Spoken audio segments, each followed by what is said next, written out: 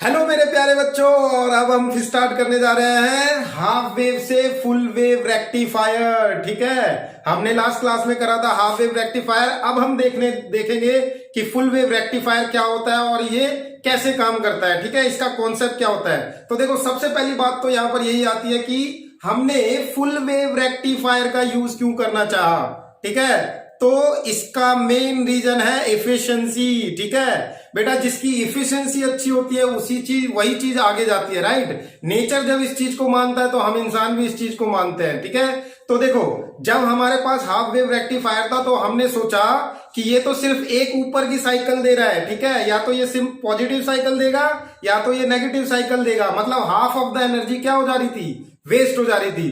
तब हमने इसकी एफिशिएंसी इंप्रूव करने के लिए एक और टाइप का रेक्टिफायर डिस्कवर करा, एक और टाइप का रेक्टिफायर बनाने की कोशिश करी जिसमें एनर्जी लॉस मिनिमम हो और जिसकी एफिशिएंसी बहुत ही अच्छी हो जाए in comparison to half wave rectifier.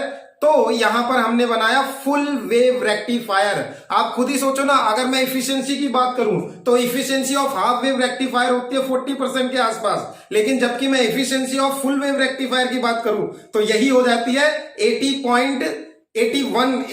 Point के आसपास हो जाती है। ठीक है, तो आप देख सकते हो कि एफिशिएंसी का कितना बड़ा यहां पर एडवांटेज मिल रहा है, लगभग डबल हो जा रही है फुल वेव रेक्टिफायर में एफिशिएंसी। तो चलो फुल वेव रेक्टिफायर समझते हैं।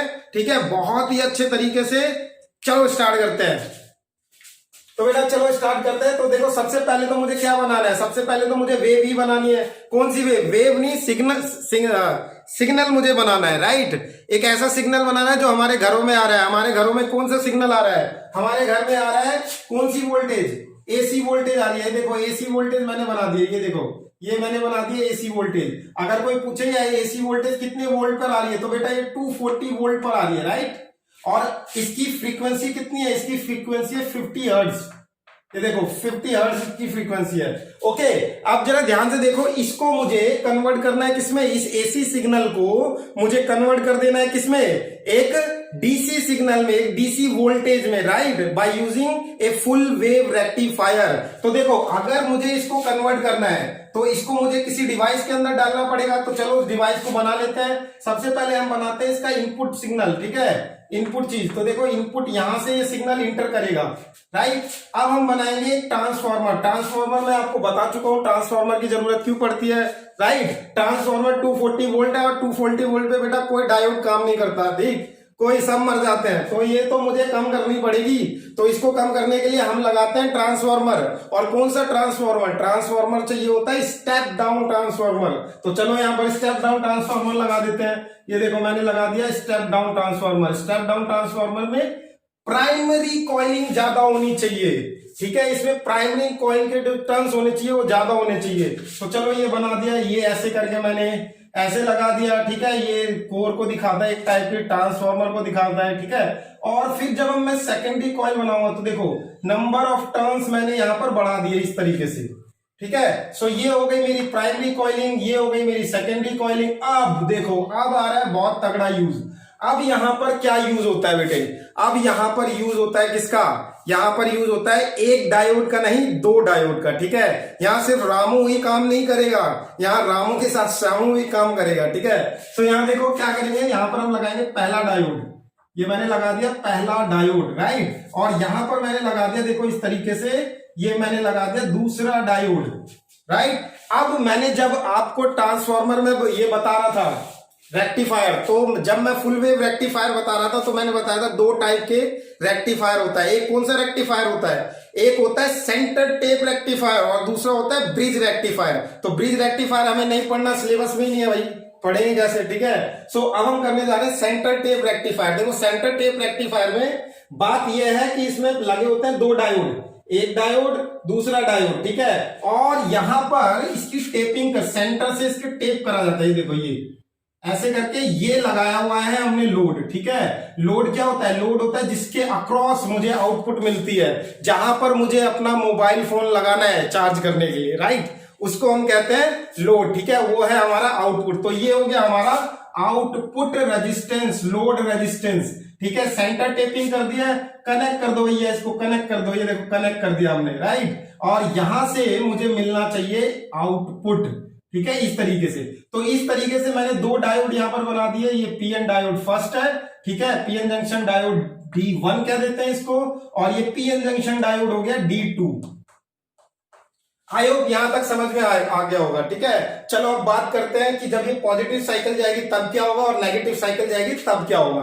सो देखो बहुत सिंपल सी बात है, जैसा ही मैंने लास्ट लेक्चर में बताया था कि मान लो जैसे ही ये पॉजिटिव साइकिल इसमें इंटर करेगी, ये पॉजिटिव नेगेटिव, और यहाँ पर पॉजिटिव नेगेटिव का मतलब है रिवर्स हो रही है डायरेक्शन, ठीक है। यहाँ पॉजिटिव चार्ज नेगेटिव चार्ज मत ले लेना, तो यहाँ पर इसका मतलब है डायरेक्शन क्या हो रही है, रिवर्स हो रही है। तो बेटा जब मान लो ये पॉजिटिव साइकिल इसके अंदर इंटर करेगी तो मान लो करंट गया ऐसे, ठीक है, करंट जब ऐसे जाएगा तो बेटा यहाँ पर क्या हो जाएगा, यहाँ पर हो जाएगा पॉजिटिव हाई वोल्टेज, क्योंकि current high voltage to low voltage जाता है, तो यहाँ पर हो जाएगा लो वोल्टेज, राइट।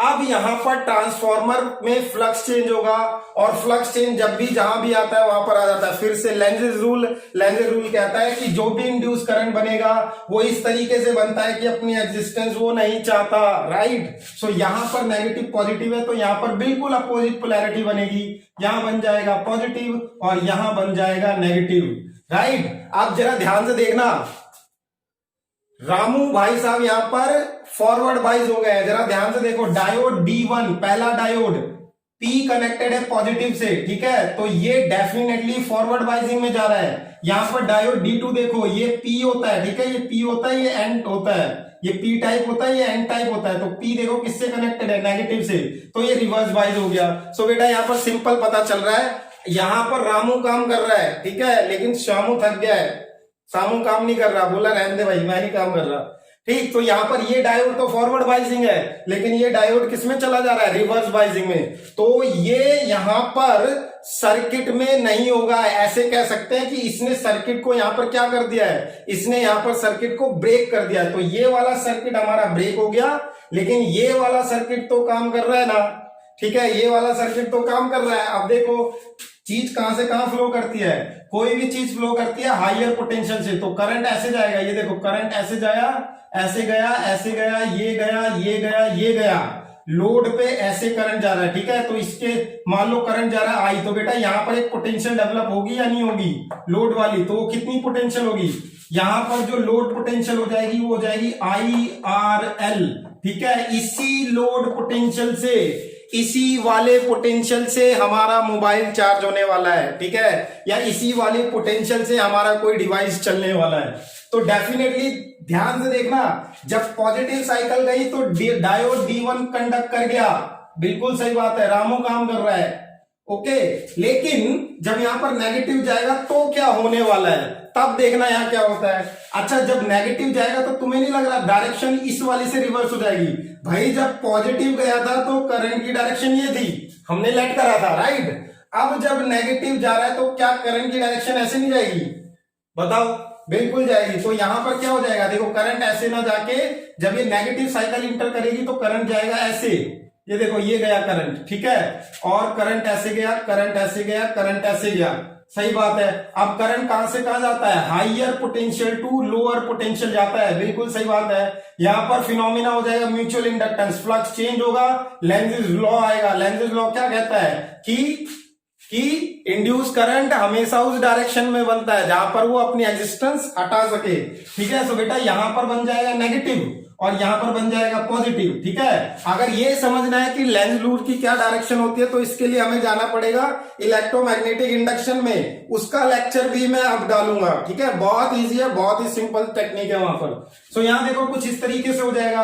अब बेटा यहां पर ध्यान से देखो, पॉजिटिव साइकिल की अगर मैं बात करूं, चलो यहां पर ऐसे बना लेते हैं, ये मैंने बना दिया, ये देखो ये मैंने बना दिया, और ये मेरी हो गई इनपुट साइकिल, यही तो थी इनपुट साइकिल, यही तो इसके अंदर जा रही थी, तो इसको मैं लिख देता हूं, ये हो गई हमारी input voltage, right, input voltage, और ये मेरी हो जाएगी आउटपुट वोल्टेज, आउटपुट वोल्टेज। तो अब जरा ध्यान से देखना यहां पर, जब ये पॉजिटिव टर्मिनल इस पे गया था तो हमने देखा था ये वाला कंडक्ट कर रहा था, राइट, मतलब पॉजिटिव पे हमें ये वाला ऐसे मिलेगा, ये देखो ठीक है। अब गया है नेगेटिव वाला। अच्छा नेगेटिव वाला गया तो पॉजिटिव, ये नेगेटिव हो गया, ये नेगेटिव और ये वाला पॉजिटिव हो गया। ये प्राइमरी कॉइल है, ये सेकेंडरी कॉइल है। अब आपको क्या लग रहा है, यहां पर डायोड D1 जो है वो कंडक्ट नहीं करेगा, क्योंकि देखो ये रिवर्स बाइसिंग हो गया है। तो अब रामू थक गया है, अब कौन काम करेगा, अब श्यामू काम करेगा। ठीक है, अब जरा ध्यान से देखना, नेगेटिव P नेगेटिव से कंडक्ट है तो ये हो गया रिवर्स बाइज्ड। ठीक है, ये हो जाएगा रिवर्स बाइज। ठीक है, लेकिन यहां देखो क्या हो गया, P पॉजिटिव से कनेक्ट है तो भैया ये हो जा रहा है फॉरवर्ड बाइज। ठीक है, तो करंट इस सर्किट में ना जाके अब इस सर्किट में फ्लो करेगा। ठीक है, और करंट कहां से कहां फ्लो करता है जल्दी बता दो। करंट फ्लो करता है higher potential to lower potential. तो बेटा देखो ये ऐसे जाएगा ये। ठीक है, यहां मत जाने देना, ये तो ट्रांसफॉर्मर ही है। ठीक है, तो करंट इस तरफ जा रहा है, ये देखो ये गया, ये ऐसे गया, ऐसे गया, ऐसे गया, ऐसे गया, ऐसे गया। ठीक है, और करंट वापस ऐसे गया। ठीक है, अब एक बात यहां पर नोटिस करना, ठीक है, कि जब पॉजिटिव साइकिल गई थी तो D1 कंडक्ट कर रहा था, D1 डायोड कंडक्ट कर रहा था क्योंकि फॉरवर्ड वाइज हो गया था। अब जब नेगेटिव साइकिल गई है तो नीचे वाला D2 डायोड कंडक्ट कर जाएगा, तो ये भी देखो ऐसे ही मिलेगा। ठीक है, फिर ये भी हमें ऐसे मिलेगा, फिर ये हमें ऐसे मिलेगा। तो हमें इस सिग्नल को, इस AC सिग्नल को हमने इसमें कन्वर्ट कर दिया है। ठीक है, अब देखो इसको जब इसमें कन्वर्ट करा है तो डायरेक्शन जो रिवर्स हो रही थी, एक बार ऐसे और एक बार ऐसे, इसको हमने कर दिया खत्म। एक ही डायरेक्शन में वोल्टेज आ रही है, एक ही डायरेक्शन में करंट आ रहा है। लेकिन वो बात अलग है कि यहां पर ये पूरी तरीके से स्मूथ DC करंट नहीं है, यहां पर AC कंपोनेंट भी है, यहां पर रिपल्स भी हैं। ठीक है, वो जो AC कंपोनेंट आ जाता है ना इसमें, उन्हें कहते हैं रिपल्स, और फिर वो कहलाता है रिपल्स फैक्टर। तो बेटा यहां पर रिपल फैक्टर भी है। ठीक है, हालांकि यहां वाला रिपल फैक्टर कम है, किसके कंपैरिजन में, हाफ वेव के कंपैरिजन में। बेटा हाफ वेव में तो ये साइकिल ही गायब हो जा रही थी बीच वाली। ठीक है, सिर्फ ये बचे रहे थे, ये वाले नहीं बच रहे थे, नेगेटिव वाले नहीं आ रहे थे वहां पर बाहर। ठीक है, तो वहां रिपल फैक्टर बहुत ज्यादा था, वहां AC कंपोनेंट बहुत ज्यादा था, लेकिन यहाँ AC कंपोनेंट इतना ज्यादा नहीं है।